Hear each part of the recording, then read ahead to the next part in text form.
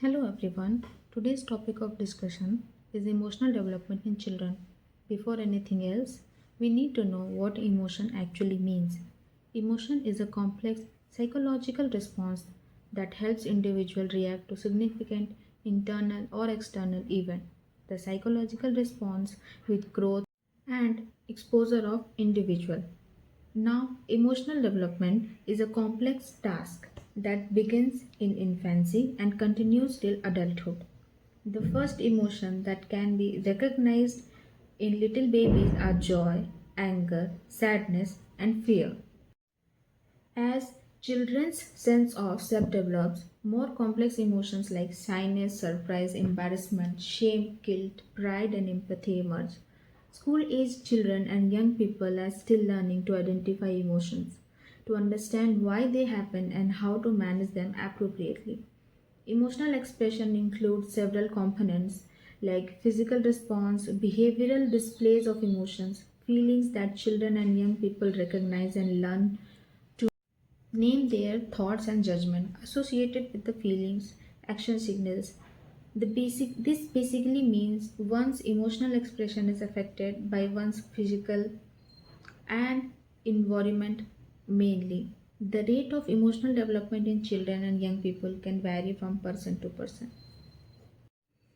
As each and every person is unique on its own, just like their growth, both physically and emotionally, varies from individual. Now, I have also included thoughts of philosophers such as R.S. Wordsworth and Kimball Young. According to R.S. Wordsworth, emotions are moved or stirred up state of feeling that is the way it appears to the individual itself. It is a disturbed muscular and glandular activities. That's why it appears to external observer. Now, according to Kimball Young, emotions is the whole organism marked by increased bodily activity and strong feelings directed to some subjects. These are the statement of philosophers, so we need to learn it as it is given by them. It can be said that emotional development involves learning what feelings and emotions are, understanding how and why feelings occur, recognizing your own feeling and those of other. Now in this video we are going to discuss about emotional development in stages that are early childhood, late childhood and adolescence. The expression of emotions during infancy promotes the transition from complete dependency to autonomy. That is, the infant learns emotion and slowly become dependent of their own. It allows infants to communicate needs, shifting them gradually from total reliance on caregiver towards independence. Social smiles and other expressions of joy promote social interaction. The emotional development goes hand in hand with cognitive development of child. You guys must be aware of the cognitive development. If not, I am going to bring a video on it soon. Now, let's discuss early childhood. Early childhood, in conjunction with the rapid maturation of the frontal lobes and the limbic circuit in the brain, recognition of the self emerges. As a result, the individual strives to become more independent, and the expression of anger and defiance increases in that struggle of autonomy.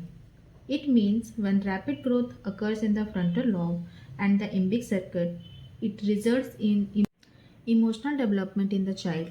The neurological maturation leads to the recognition of the self. Recognizing that other people have separate feelings and perspective forms the basis for empathetic behavior.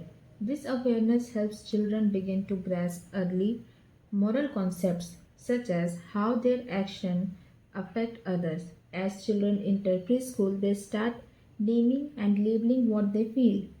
Family discourse helps children make sense of basic emotions.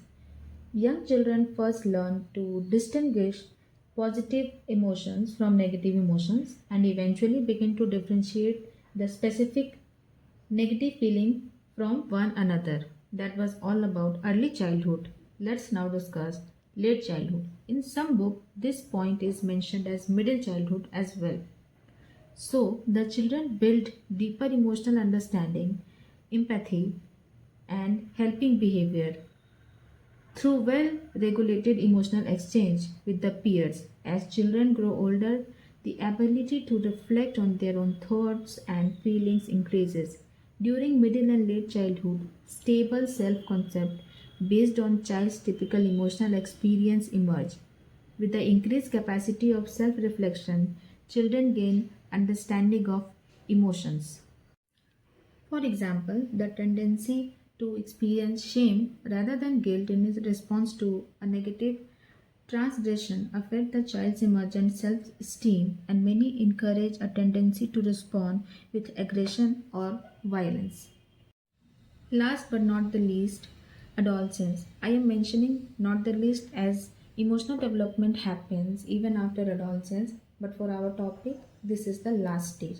So, adolescence. With adolescence comes an additional struggle for autonomy and increased time spent with peers and less time spent with family. Adolescents become less emotionally dependent on their parents, but this emotional autonomy often emerges after a period of conflict and increased experience of negative emotions. Young adolescents often experience more negative affect than younger children, but the negative affect often decreases during the high school years. However, girls often experience a longer period of elevated negative affect than boys.